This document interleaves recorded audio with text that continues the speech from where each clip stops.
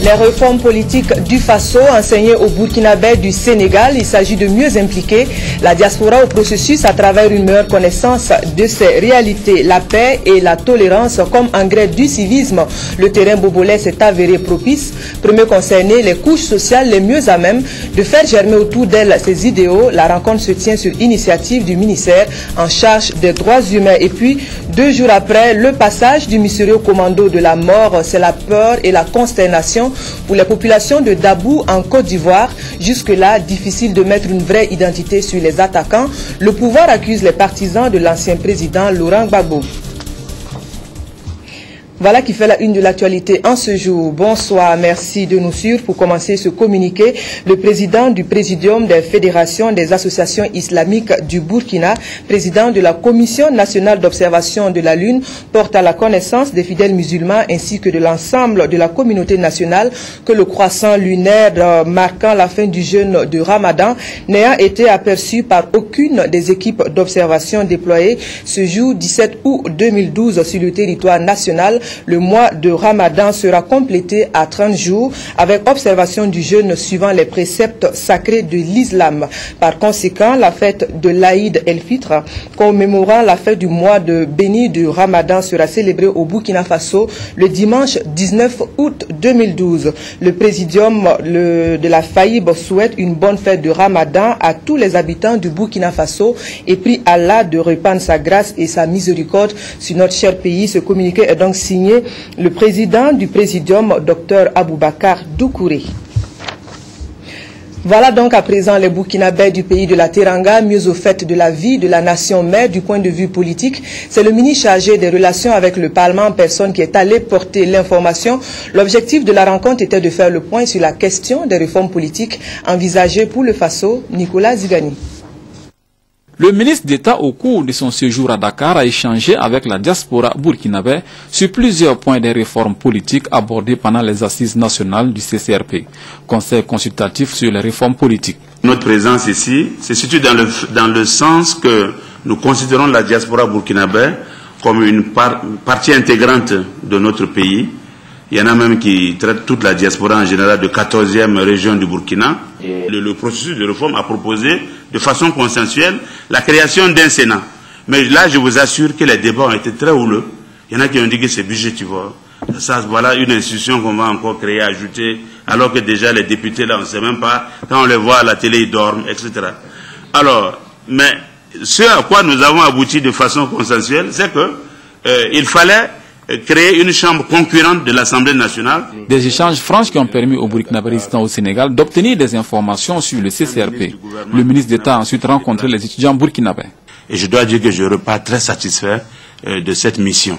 Nous avons vu les étudiants par la suite qui nous ont exposé leurs problèmes et nous avons souhaité, nous les avons rassurés que de retour au Burkina, nous rendrons compte fidèlement de leurs préoccupations afin que des solutions qui tiennent compte des réalités de notre pays puissent être données à leurs requêtes. Le ministre Bougnessa a rendu visite au président de l'Assemblée nationale du Sénégal, Moustapha Niasse. Il a ensuite été reçu par le président du Sénat sénégalais. Cette visite n'a pas été de tout repos. Elle a permis d'échanger avec certaines autorités du Sénégal sur des questions relatives à la coopération entre les deux pays. Et puis la période de soudure qui promet d'être moins dure qu'annoncée pour des personnes démunies finalement avec un don de 25 tonnes de maïs. Le Congrès pour la démocratie et le progrès vient ainsi contribuer à soulager tant soit peu la hantise pour cette période redoutée des populations agricoles. Le don vient d'être remis par le conseiller spécial du président du Faso et quelques membres du gouvernement au Lalénaba. Sur la remise, le reportage est signé Lazare Pouya. Ce don du Congrès pour la démocratie et le progrès CDP au chef coutumier et traditionnel est composé essentiellement de 25 tonnes de maïs. Ce geste, plus qu'un soutien, devrait contribuer à soulager les familles en cette période de soudure. À cela s'ajoute une enveloppe financière de 3 millions de francs CFA pour aider les chefs coutumiers et traditionnels à subvenir à leurs besoins élémentaires.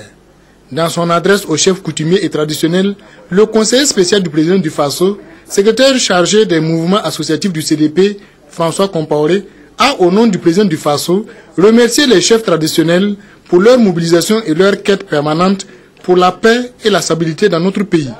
Il a également demandé leur soutien pour la réussite des élections législatives et municipales du 2 décembre prochain. Nous avions parlé donc de l'année 2012 qui est spécifique. C'est une année de famine. Et les chefs coutumiers, ce ne sont pas des indigents. Mais le fait qu'ils aient du monde, qu'ils aient des grandes familles, nous pensons qu'il arrive de fois que parmi les membres, il y a des indigents. Voilà pourquoi nous avions pensé à eux en faisant donc cette offre. L'objectif visé, c'est de leur permettre aussi de subvenir à leurs besoins élémentaires. C'est-à-dire que chaque matin, ils ont affaire à des demandes, à des requêtes. Et nous pensons que s'ils ont un minimum, ils pourront peut-être satisfaire les différents parents qui viennent à eux tous les jours. Prenant la parole au nom des bénéficiaires, le Lalé Naba Tigré a, au nom du Moro Naba Bango, qui a accepté la tenue de cette rencontre, et au nom de ses pairs, remercier les donateurs et réaffirmer leur soutien au président Blaise Compaoré. Je tiens à remercier le parti qui est venu témoigner sa solidarité, son soutien aux chefs coutumiers dans cette période de soudure. Ils enlèvent une épine du pied. Nous remercions les premiers responsables du parti qui sont venus ici ce matin et leur dire notre total soutien, notre engagement indéfectible et que le premier responsable, le président Blaise Compaoré, puisse être sûr de notre soutien. Le Lalé Naba Tigré a également demandé aux chefs coutumiers et traditionnels d'aller se faire enrôler, toutes choses qui pourraient les aider à concrétiser leur choix le 2 décembre prochain. À Bobo-Dioulasso, le climat est propice à la culture de la paix et de la tolérance. Premier convié, les couches sociales les mieux à même de faire germer autour d'elles les idéaux partagés, autorités coutumières et religieuses, forces de l'ordre, organisations de la société civile. La rencontre se tient sur initiative du ministère des Droits humains et de la promotion civique, Moumouni Barou. La persistance de conflits et de crises sociales d'origines diverses de par le monde fait de la culture de la tolérance et de la paix une préoccupation constante pour la communauté internationale. À cet effet, le Burkina Faso entend matérialiser sa volonté de promouvoir la culture de la tolérance et de la paix à travers de nombreuses actions. En témoigne ce séminaire de formation qui vise à renforcer les capacités des acteurs intervenants dans ces domaines. La paix et la tolérance constituent des vertus cardinales pour qui veut construire un état de droit et un état prospère. Ces dernières années, vous êtes témoin d'un certain nombre de dérives en relation avec des montées d'intolérance et des actes de rejet de l'autre. Or, nous pensons que la diversité humaine est faite pour être célébrée et non pas pour être combattue. Le ministre Albert Ouedraogo a effectué une visite de courtoisie au chef coutumier, en l'occurrence le chef suprême de Bobo Mandare de Sia, Molo Tapa et le chef de Dagasso. Il s'agissait de les remercier des actes posés en faveur de la paix. Les valeurs séculaires qui sont celles qui sont à la base de notre vie en commun doivent être rappelées en toutes circonstances et en tout lieu. La politique passe, comme aimaient dire les anciens, mais les fondamentaux de notre vivre ensemble restent. Et c'est pourquoi nous sommes venus voir les garants de la tradition pour que cela puisse être rappelé. À l'orée des échéances électorales, le ministre invite chaque citoyen à jouer le rôle de faiseur de paix et à surtout avoir l'esprit de tolérance. Il ajoute, pour l'heure, l'action citoyenne qui urge est de se faire enrôler. La diligence dans le traitement des dossiers est le défi du moment pour le Fonds d'appui à la formation professionnelle et à l'apprentissage FAFPA, un défi que voudrait bien relever la structure d'appui. Pendant une dizaine de jours, les agents du Fonds d'appui se sont formés en création et gestion d'entreprises. L'ambition est de mieux accompagner les promoteurs. Drissa Seri.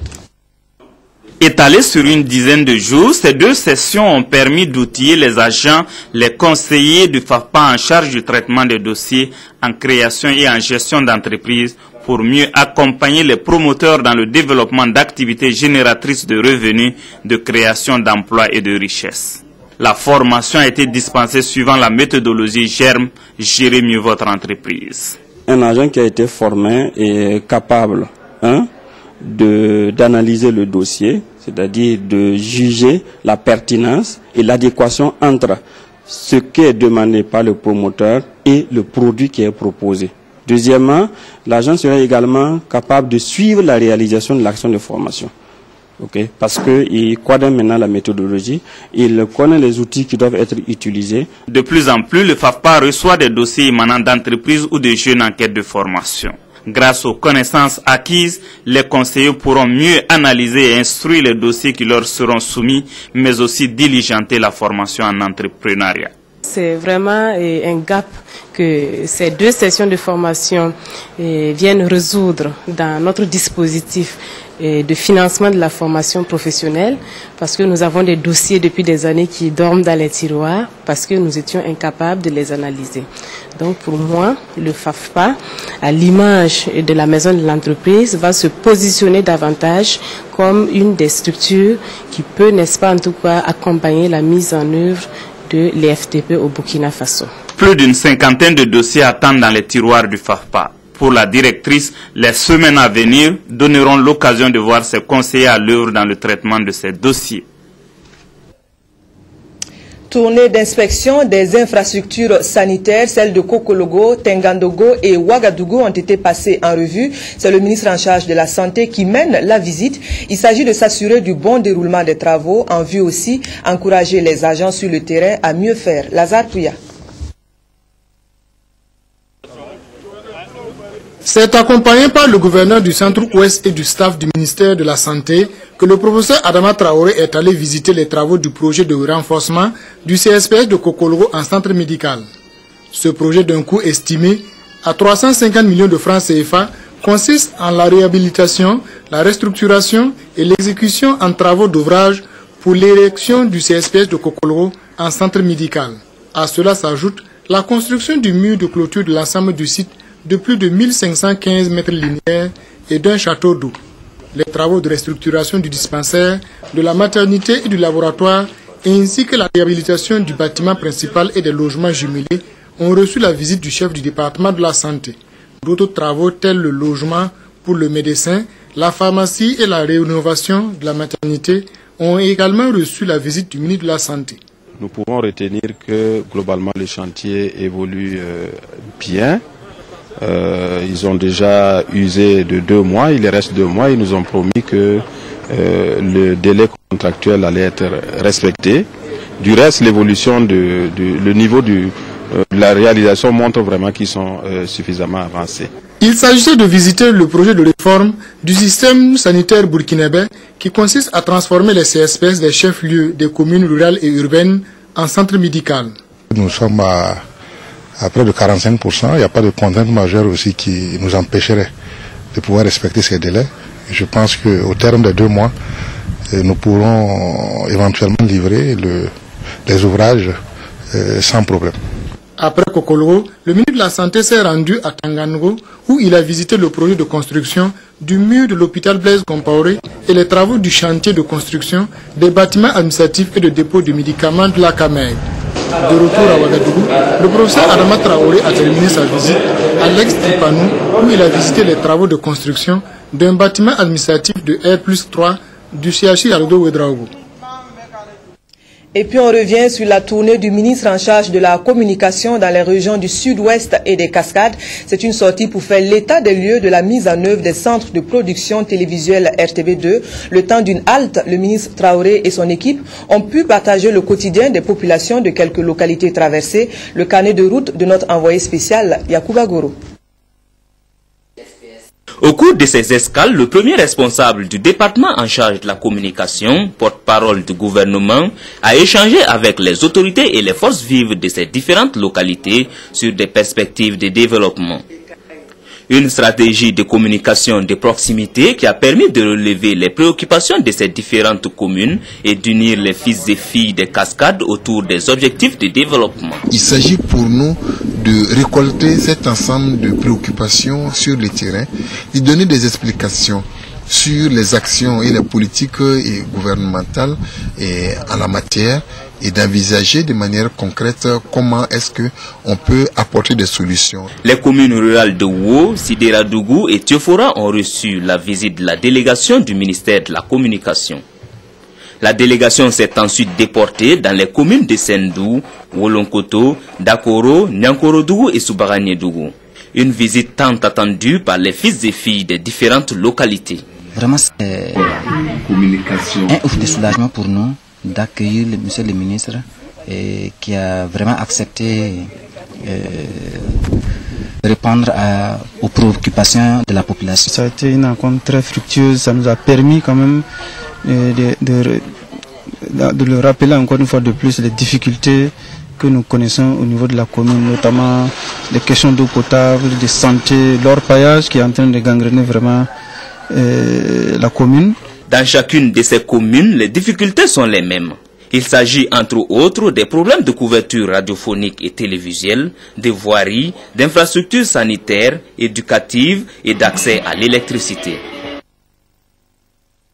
La mémoire au service du développement, c'est en quelque sorte un subtil passage de témoin d'une génération à une autre. Pour cela, sauvegarde et valorisation sont plus que des mots, des attitudes pour lesquelles l'Union économique et monétaire ouest-africaine s'est engagée. Sensibilisation sur l'importance des archives audiovisuelles pour le développement. C'est un reportage de Moumouni Soubega.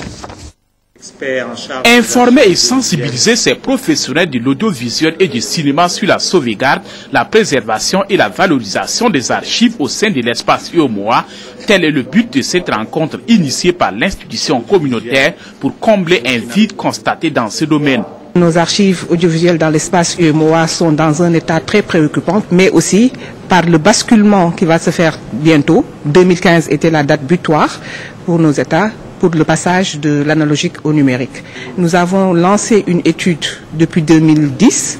L'étude a livré ses constats que nous avons partagés avec 24 experts de l'espace UEMOA l'année dernière, en septembre de l'année dernière, et que nous comptons aujourd'hui vulgariser à un niveau plus large. Au département de la communication, l'initiative de l'UEMOA est jugée salutaire. Un peuple qui avance sans se souvenir de ce qu'il a réalisé va un peu dans le noir. C'est une très bonne initiative de la Commission. Nous allons participer pleinement à mettre en œuvre ce programme qui, avec l'exigence du numérique, est une nécessité de plus en plus impérieuse. Consciente que l'intégration économique réussie des États passe par l'intégration culturelle et sociale des peuples, l'UEMOA entend rapprocher davantage les différentes communautés et à travers la valorisation de nos archives. Le CITO 2012, c'est pour le mois prochain, du 27 au 30 septembre précisément. Pour l'instant, l'heure est à la mise en place des équipes opérationnelles de mise en œuvre. Le comité d'organisation est désormais sur pied. Il compte une 50aine de membres. Plus de précisions avec Évariste Kombari. Le compte à rebours a commencé pour le comité national d'organisation du CITO 2012. CITO installé, le comité qui compte environ 50 personnes, issus du privé et du public, doit aller au charbon. Le salon, c'est l'initiative publique, certes. Mais lorsque les vrais intéressés, les professionnels de la chose ne vous accompagnent pas, vous ne pouvez pas le réussir. C'est pour cela que l'attente que nous avons vraiment vis-à-vis de ce comité, c'est d'avoir un engagement. Un engagement à fond, et véritablement, et une disponibilité, et vraiment que chacun fasse preuve vraiment d'ingéniosité et d'initiative pour que là où il y a des difficultés, là où ça coince, que l'initiative personnelle des uns et des autres puisse vraiment relever les déficits. Comme d'habitude, nous allons encore apporter ce dont nous avons la possibilité.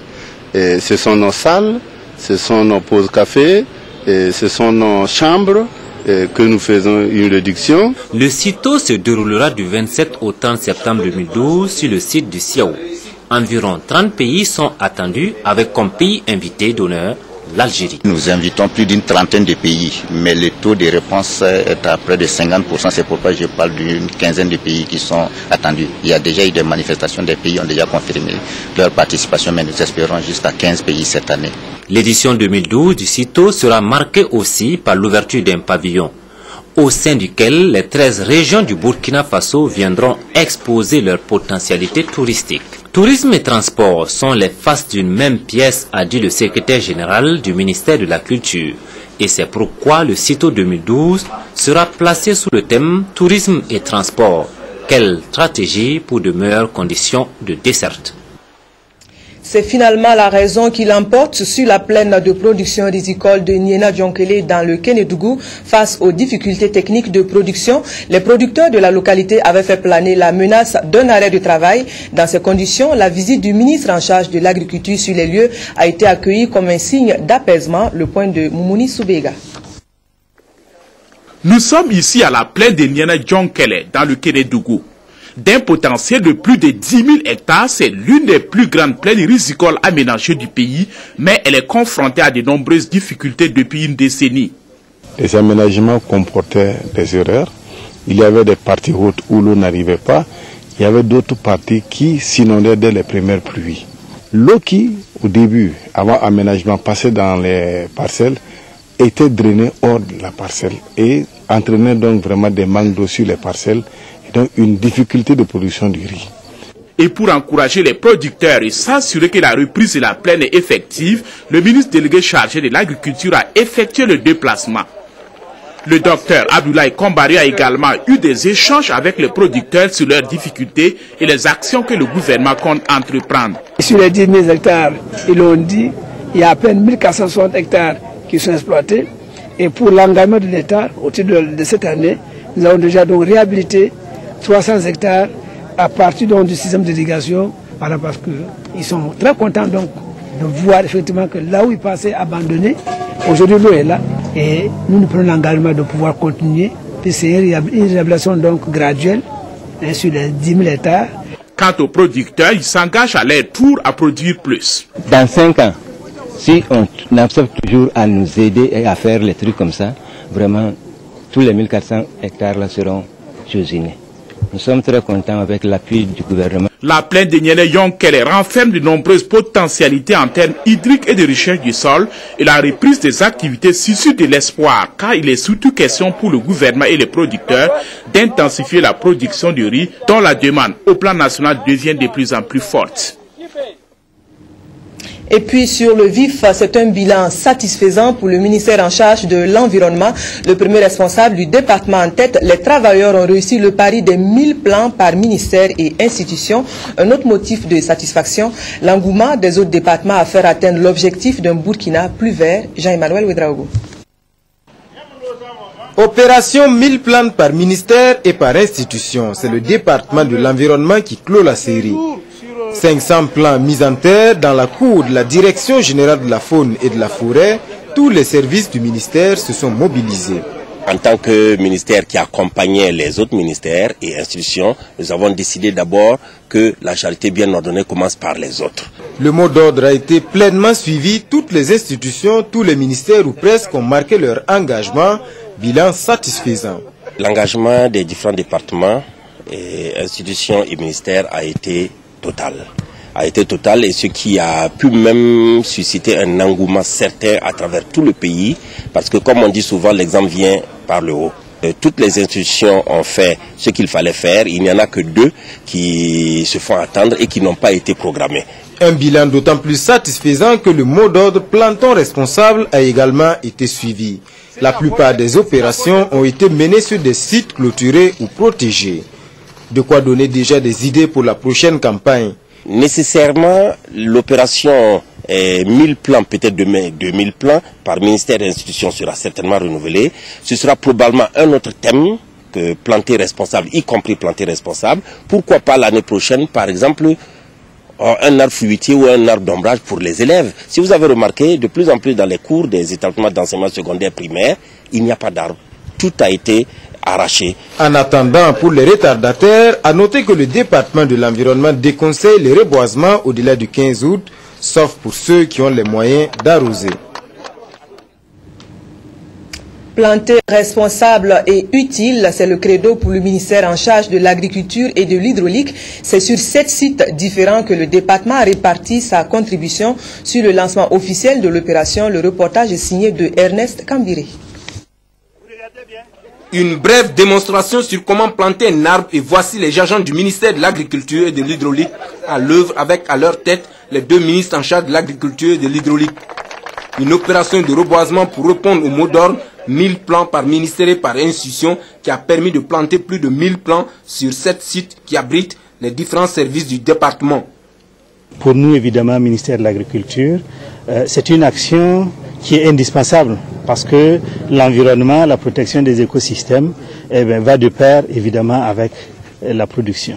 Sans une bonne prise en compte de ces écosystèmes, sans une bonne prise en compte de la problématique des changements climatiques, il est évident que nos efforts en matière de production resteront vains. Donc c'est pourquoi véritablement je voudrais saluer cette opération et marquer ma joie d'avoir que notre département également ait pu contribuer à travers donc l'opération de ce matin. Entre plantation d'arbres et interview express, le ministre Laurent Sédougou a insisté sur la nécessité de planter utile partout où il est passé. Ici, à la DGPR, la Direction Générale de la Promotion de l'Économie Rurale, un des 7 sites choisis pour l'opération de reboisement du ministère, Laurent Sédougou est allé encourager les agents mobilisés pour faire de cette campagne nationale de reboisement un succès. Toute chose qui passe nécessairement par l'entretien des plans mis en terre. Voilà, trompette de la sensibilisation pour les responsables du BBDA dans les hauts-bassins. Après les hommes de médias, les artistes, musiciens et les comédiens, voici venu le tour des élèves gendarmes d'en apprendre plus sur les droits d'auteur, fondamentaux du droit, rôle et fonctionnement du bureau. Voilà pour la table des matières. Le point avec Karim Sissé. Les services de la gendarmerie jouent un grand rôle d'accompagnement auprès du bureau burkinabé du droit d'auteur, BBDA, dans la lutte contre la piraterie des œuvres protégées. Pour permettre aux élèves gendarmes de mieux appréhender ce rôle, les premiers responsables du BBDA ont organisé cette conférence à leur intention. En ce qui concerne précisément la gendarmerie, alors elle fait partie, j'allais dire, des acteurs qui contribuent énormément au renforcement de la protection du droit d'auteur dans notre pays. Et leur contribution à la lutte contre la piraterie est énorme. Alors le public cible ce matin, je pense que c'est les élèves sous-officiers qui vont bientôt aller sur le terrain. Et cela est très important parce qu'ils seront sur le terrain, donc ils auront des rôles à jouer. Et il était important donc que nous puissions venir, comme nous le faisons même chaque année, les rencontrer, échanger avec eux et pour certains réactualiser les questions de droit d'auteur. Au cours de la rencontre, les conférenciers ont sans détour présenté comment le BBDA est structuré, comment il fonctionne, les pouvoirs qui lui sont assignés et comment il collabore avec les services de la gendarmerie. Je trouve que c'est une belle initiative et concernant les deux thèmes qui ont été abordés, c'est un acquis pour nous puisque ça nous permet de comprendre beaucoup de choses en ce qui concerne le BBDA et ça nous apporte aussi beaucoup, ça nous ouvre beaucoup de chemins, surtout dans le travail que nous aurons abordé dans plus de temps sur le terrain. Cette conférence a permis aux responsables du BBDA de livrer aux élèves gendarmes la somme mobilisée ces 3 dernières années au profit des artistes burkinabés. Et c'est environ 1,2 milliard de francs CFA qui ont été collectés et répartis aux artistes. Les responsables du BBDA comptent davantage sur les services de la gendarmerie pour faire encore plus. On reste toujours à Bobo Dioulasso, lecture du Coran édition 2012. Les lauréats sont connus. Des 63 candidats, Abdoul Nassiri Savadogo aura tiré son épingle du jeu. Une épreuve en réalité, elle participe de l'ancrage des idéaux de la religion islamique chez les fidèles. C'est le cercle d'études, de recherche et de formation islamique CERFI qui a l'initiative du concours. Le point de Karim Sissé. Il s'appelle Abdoul Nassiri Zungrana, celui qui a été désigné cette année le meilleur élève en lecture de Coran. Il a séduit le jury par sa diction et la maîtrise parfaite des syllabes. Abdoul Nassiri Zungrana reçoit pour ce fait une moto, 30 000 francs de carburant et des gadgets. Nous rendons grâce à Dieu. Nous remercions le CERFI, les membres du jury et nos maîtres coraniques. Vraiment, je suis ému. Tout comme ce jeune garçon, ils sont au total 63 élèves issus des écoles Madersatou Salam de la région des Hauts-Bassins à recevoir des prix. Pour les initiateurs, ce concours de lecture du Coran vise à bâtir une élite de musulmans pétris de connaissances est capable de rehausser l'image de l'islam. Le niveau est très bon, puisque au départ, il dépassait 100. Il dépassait 100, nous avons procédé à une présélection en mois de juin passé. Nous avons éliminé beaucoup parmi eux, et c'est les meilleurs qu'on a retenus pour cette compétition. Et c'est des gens qui lisent très bien, ils connaissent les règles, et ils méritent plus que ce qu'on leur a donné. Le Coran est un élément principal de l'islam. La lecture du Coran est indispensable pour tout musulman, pas seulement les jeunes comme nous l'avons vu ici, mais tous les musulmans. C'est pour ça qu'il a accepté de parrainer cet événement qui permet de pousser les jeunes à la lecture du Coran. À noter que ce concours est organisé chaque année en temps de carême par le Cercle d'études de recherche et de formation islamique, CERFI, section du OUI. Cette présente édition est la 24e du genre. L'occasion peut-être de reprendre ce communiqué. Le président du Présidium de la Fédération des associations islamiques du Burkina, président de la Commission nationale d'observation de la Lune, porte à la connaissance des fidèles musulmans ainsi qu'à l'ensemble de la communauté nationale que le croissant lunaire marquant la fin du jeûne de Ramadan n'ayant été aperçu par aucune des équipes d'observation déployées ce jour 17 août 2012 sur le territoire national, le mois de Ramadan sera complété à 30 jours avec observation du jeûne suivant les préceptes sacrés de l'islam. Par conséquent, la fête de l'Aïd el-Fitr, commémorant la fin du mois béni du Ramadan, sera célébrée au Burkina Faso le dimanche 19 août 2012. Le présidium de la FAIB souhaite une bonne fête de Ramadan à tous les habitants du Burkina Faso et prie Allah de répandre sa grâce et sa miséricorde sur notre cher pays. C'est un communiqué signé le président du présidium Aboubakar, Dr Aboubakar Doucouré. Et puis la suite du journal hors de chez nous, c'est la peur et la consternation pour les populations de Dabou en Côte d'Ivoire. Pour elles aussi, le mystérieux commando de la mort est passé. 3 morts chez les civils. Et difficile à ce jour de mettre une identité sur les assaillants. Le pouvoir, une fois de plus, pointe un doigt accusateur sur les pro-Gbagbo. Mais visiblement, cela ne suffit pas à rassurer des populations qui ne savent plus à quel sein vouer leur quiétude. Inquiétude et incompréhension planent toujours sur Dabou.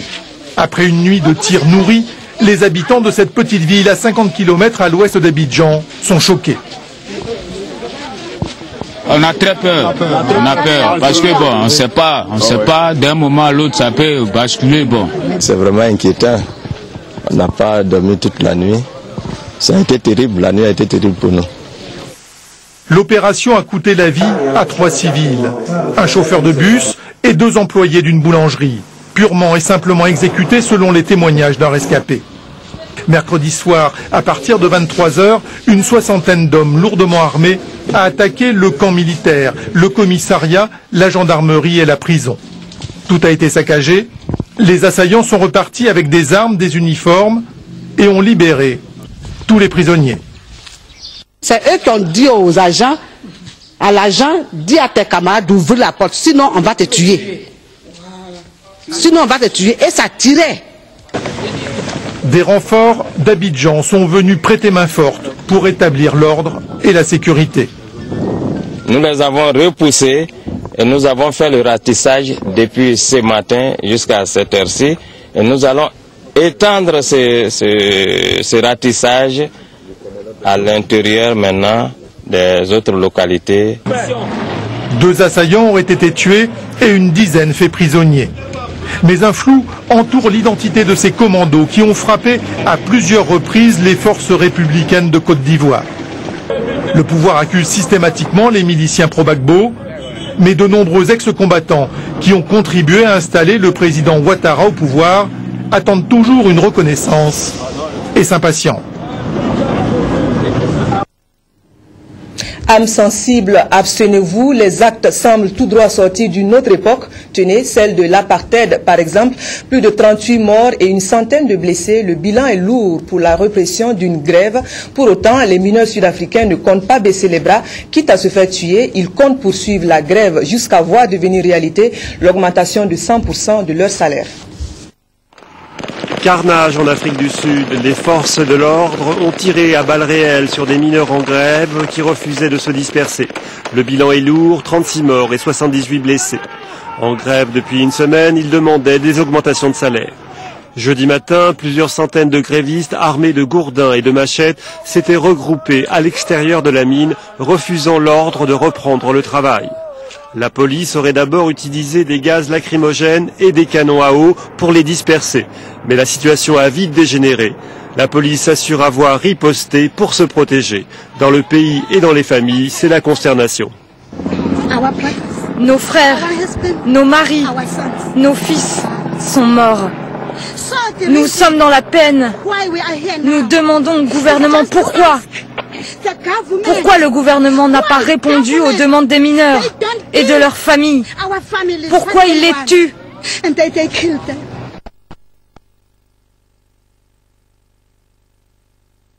syndicat avait déjà fait une dizaine de victimes en 6 jours. Il y a eu 10 morts en une semaine, dont 2 officiers de police lundi. 3 autres personnes ont été tuées dans ces affrontements. Payés moins de 500 € par mois, les mineurs demandent un doublement de leur salaire. Mais la direction de cette multinationale, 3e producteur de platine du monde, refuse tout compromis malgré d'énormes profits. Si la direction de la mine ne veut pas négocier, nous allons continuer la grève. Ils peuvent nous battre ou nous tuer, nous n'allons pas reprendre le travail. Et s'ils font venir des gens d'ailleurs pour travailler, nous les tuerons. Nos demandes d'augmentation de salaire sont légitimes. La presse sud-africaine condamnait vendredi ce bain de sang. C'est le choc dans ce pays qui n'avait pas connu ce type de conflit depuis l'apartheid. Le président Zuma s'est dit attristé. Une enquête pour éclaircir les responsabilités a été ouverte. Star jusqu'aux portes de la prison, le roi de la rumba congolaise risque jusqu'à 3 mois de détention. En cause cette fois, Koffi Olomide est accusé d'actes de violence contre un soi-disant débiteur. Traîné devant la justice, le chanteur en est ressorti libre et ovationné, exactement comme il l'a exigé dans sa plaidoirie. Porté au nu par ses fans, littéralement. Koffi Olomide est ressorti libre jeudi de son procès devant le tribunal de paix de la Gombe, un quartier résidentiel de Kinshasa. Le roi de la rumba congolaise a été condamné à 3 mois de prison avec sursis et libéré sur le champ. Son coup de poing contre son producteur et créancier est considéré comme un délit. L'infraction des coups et blessures volontaires mise à sa charge et le condamne à une servitude pénale principale de 3 mois, assorti d'un sursis de 3 mois. Un accusé de renommée internationale, une quinzaine d'avocats pour le défendre, la presse internationale, la famille, la foule des grands jours, tous les ingrédients du procès médiatique étaient réunis. La veille, Koffi Olomide a été arrêté et emprisonné pour avoir frappé son producteur et endommagé la porte d'une chambre d'hôtel, délit qualifié de destruction méchante. Premier rebondissement, la victime se rétracte, mais le ministère public décide de poursuivre au nom, dit-il, de la nécessaire exemplarité des stars. Le ministère public ne peut pas tolérer un seul instant, monsieur le président, qu'une star, un modèle de la jeunesse congolaise, puisse être le premier à bafouer cette exception. De texte bafoué, non, répond l'accusé Koffi Olomide. Le clou du procès, c'est son plaidoyer. Je sais, monsieur le président, que vous êtes humain, que vous avez des doutes. Mais moi, je voulais que vous ayez des certitudes sur mon innocence. Quand les preuves ne sont pas établies, ne sont pas fournies, celui qu'on nomme devenu doit rentrer chez lui, libre. Et c'est ce qui s'est passé, sous les hurrahs des fans. Entre les fêtes, l'arrestation, la condamnation, la libération, 48 heures. En revanche, Koffi Olomide est toujours poursuivi en France pour viol et séquestration sur plainte de 3 de ses anciennes danseuses. Voilà, c'est donc une autre bataille à mener. Les amoureux des casse-têtes insolubles seront une fois de plus servis. Antenne Vacances sur la 99.9 est de retour pour cette 14e édition. La radio nationale respecte aussi son ambition d'accompagner les lauréats au-delà de l'aspect ludique du jeu concours avec des bourses d'études en master. Aboubacar Sayon. C'est parti depuis ce samedi pour la 14e édition de l'émission radiophonique Antenne Vacances. Produite par la Radio nationale du Burkina, Antenne Vacances est un programme qui permet aux cracks des universités et des grandes écoles de se mesurer à travers un jeu concours. Le but est d'encourager et de promouvoir l'excellence, mais aussi d'offrir aux auditeurs une émission attrayante et instructive.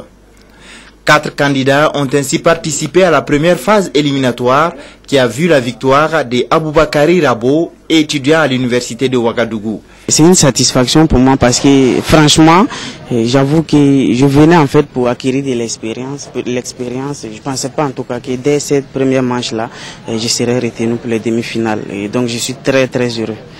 Cette année, comme l'année dernière, nous avons décidé de doter cette édition de bourse, c'est-à-dire que les finalistes auront la possibilité d'aller faire des masters à l'ISI international grâce à ce soutien d'un grand homme de l'éducation. Et donc ce n'est pas gratuit dans la carrière d'un jeune étudiant de pouvoir faire un master. Cette année encore, les vainqueurs de la compétition se verront offrir des bourses d'études à l'Institut supérieur d'informatique et de gestion, dont le fondateur est le président d'honneur de cette 14e édition. Ce qui est sûr, la compétition est bel et bien lancée et se poursuit, alors que le meilleur gagne. En sport, football, belle entrée en matière pour notre 11 national. Les étalons ont battu les éperviers du Togo par 3-0. Le match comptait pour les préparatifs à la qualification de la CAN 2013. Le point de nos envoyés spéciaux à Paris, Franck Soubeiga, Richard Yamego.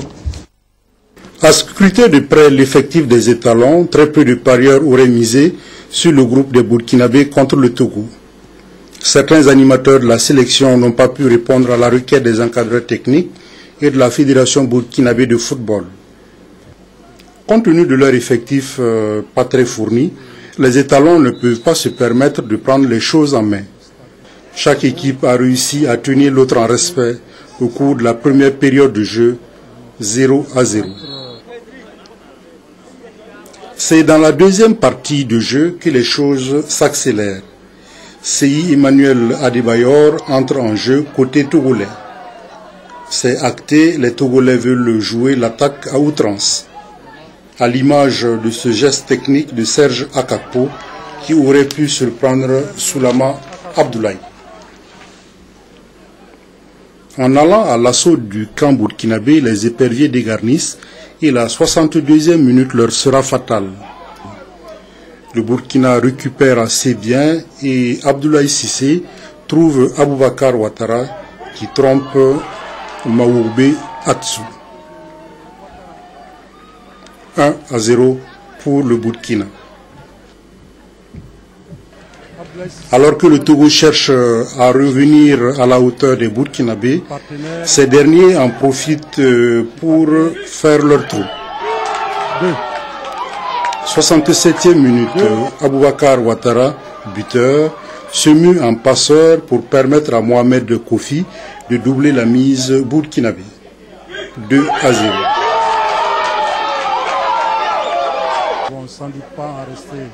Le Burkina fait mieux que de la résistance. Henri Traoré est diminué par une blessure à la cuisse et essaiera tout de même de tenir son rang. Mais au bout du compte, il abandonnera la partie. Entre-temps, à la 72e minute, Mohamed Kofi et le Burkina vont assommer la rencontre en marquant le 3e but de la partie. Le Burkina en préparation, triomphe du Togo en amical sur la note de 3-0. Voilà des images donc de cette victoire pour refermer cette édition. Merci à vous pour l'attention. Toute l'équipe du 20h vous retrouve demain. Bonsoir.